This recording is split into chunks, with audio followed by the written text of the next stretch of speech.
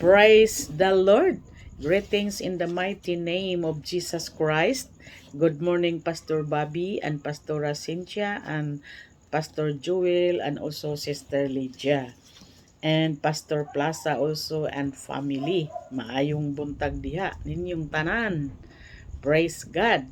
It's a big privilege again that I will share the Word of God in this platform this morning.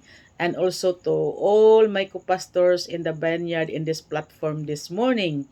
And to all the brethren around the globes. Amen. Thank you so much, Pastor Bobby and Pastor Joel, sa continue pag-invite nyo sa akin upang mag-share ng salita ng ating payan dito sa platform. Praise God. Hallelujah. So without further ado, if you have Bible with you, let us open our Bible in the book of Luke, chapter 9, verse 25. This is a very familiar scriptures in the Bible, mga kapatid. Amen. For what is a man advantage if he gain the whole world and lose himself or be cast away? Amen. Sapagkat ano ang pakinabangin ng tao kung makamtan niya ang buong sanglibutan at mawawala o mapahamak ang kanyang sarili? Praise God. So pagpalain ang pagkabasa ng salita ng ating Panginoon. Hallelujah. Lord Jesus, thank you so much for your word that we read this morning, Lord God. Anointing, I ask the anointing coming from you, Panginoon. Let your spirit move in this platform, Panginoon, and use your servant a channel of your blessings into your kingdom. Thank you so much for your glory alone in Jesus' name. Amen and amen. So the title that I will bring to you, mga kapatid, sa umagang ito, The Infinite Value of the Souls. The Infinite Value of the Souls.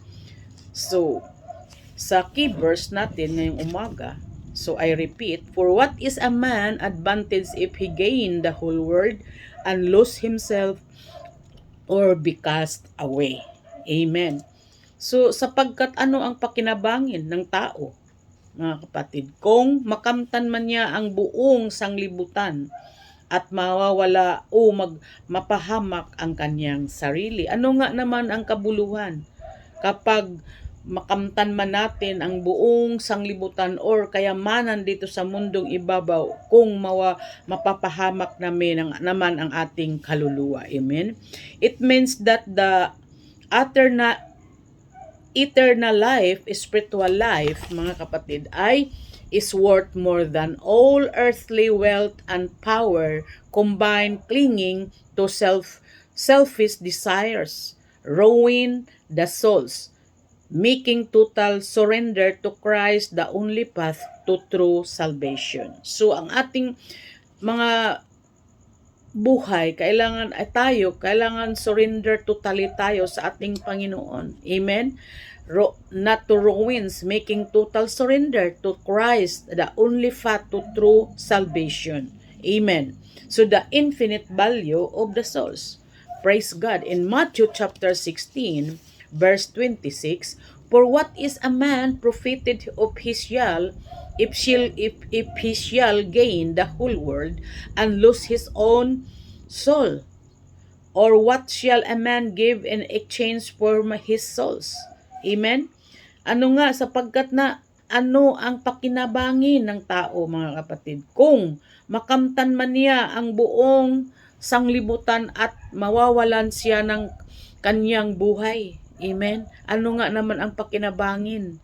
O ano ang ibibigay ng tao na katumbas sa kanyang buhay? Ano ba ang ibibigay natin na katumbas sa buhay ng ating Panginoon na nag-sacrifice siya sa alang-alang sa ating mga kasalanan, mga kapatid? The earth is temporary lamang, mga kapatid. Itong mundong ibabaw ay temporary lamang. We are only the strangers in this world. Material wealth and status and pleasure fade away, but the inner soul lives forever. Amen? Makamtan man natin ang buong sanglibutan, kung mawawala man ang ating kaluluwa, mga kapapahamak ang ating kaluluwa. Sabi ng Matthew, heaven and earth shall pass away, but my word shall not pass away. Itong lahat ng bagay dito sa mundong ibabaw, ito po'y lilipas, but ang salita ng ating Panginoon ay hindi po lilipas, mga kapatid. Hallelujah, Rabaya Sikadaya. Thank you so much, Father, for your presence this morning. In Psalms 49,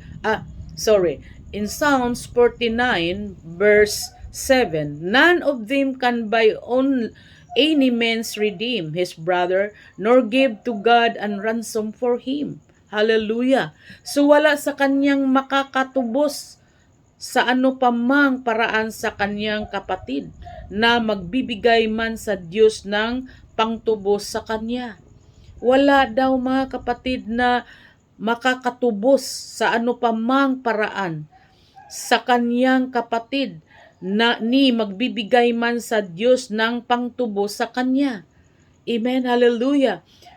Sa verse 8, for the redemption of their souls is precious. Amen. Ang ating mga kaluluwa ay precious sa harapan ng ating Panginoon. It ceases forever. Amen. Sapagkat ang katubusan ng kanilang kaluluwa ay mahal at ito'y naglilikat ng magpakailanman. Amen. Mahal, precious tayo sa harapan ng ating Panginoon, mga kapatid. So dito sa mundong ibabaw ngayon, marami ng mga hindi po maganda sa harapan ng ating Panginoon. Especially yung the bad trading, eternity for temporary lamang, earthly comfort is total loss, mga kapatid. Ngayon also yung mga trading na yan, mga kapatid. Hallelujah. Ang sabi dito sa Mark chapter 8 verse 36, for what shall it profit of man if he shall gain the whole world and lose his own souls? Ang makipagpakinabangan ng tao na makamtan ang buong sanglibutan at mapapahamak ang kanyang buhay. Amen.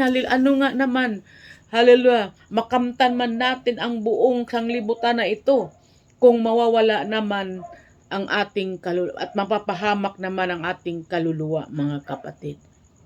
Amen. So the true identity, you only find your real purpose when you stop living for yourself and start living for God. 'Di ba may awit 'yan? Start living for God. Hallelujah. Praise God. So ating nang iwaksi yung lahat ng bagay nga hindi po kalugod-lugod sa ating Panginoon, mga kapatid. We need to start living for God. Hallelujah, Rabaya Sikadaya. Thank you, Jesus. In Philippians chapter 3, verse 7, but what things were gained to me, those I counted loss for Christ. Gayon man ang mga bagay na sa akin ay pakinabang, ay inari kong kalugihan, alang-alang kay Kristo. Amen? So lugi po tayo, mga kapatid, kung tayo po ay patumpik-tumpik po sa paglilingkod sa ating Panginoon. Amen? Because we are living in the last days, mga kapatid. Amen. So hindi po tayo mag-focus sa mga, hallelujah, sa mga kayamanan dito sa lupa. Ito po ay tinatanga. Doon tayo po mag-invest sa langit, mga kapatid. Amen. Hindi po tinatanga. Ibig sabihin, maging faithful po tayong maglilingkod sa ating Panginoon. Totally surrender sa ating Panginoon para hindi po mapapahamak ang ating mga kaluluwa, mga kapatid. So mahirap po pumasok ang mayaman sa kaharian ng ating Panginoon. Praise God. Hallelujah. So, kasi po nawiwili po sila sa kayamanan nila. Amen. Especially pag Sunday, yung may mga business, especially yung mga stores, doon mga restaurant sa Sunday po, sila po ay maraming binta kaya hindi po sila makakasimba. Amen. Sabi nga I have a lot of money. I have a lot of money. I don't care God. Amen. Sa mga naririnig ko doon sa Australia noon, mga kapatid.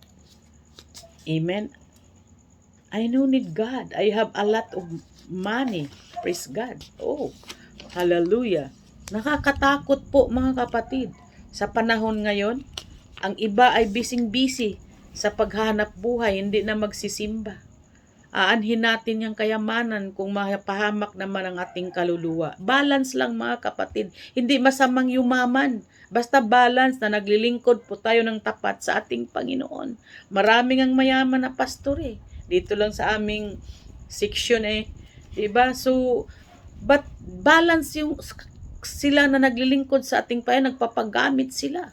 Maganda naman din kasi yung maglilingkod tayo sa Panginoon na mayroon ding pera dahil alam mo na ay hindi rin naman tayo makakarating sa church kung wala po tayong pera. Pero balance mga kapatid. Hindi po tayo mag-focus doon sa material na bagay dito sa mundong ibabaw. Thank you so much and God bless us all. Hallelujah.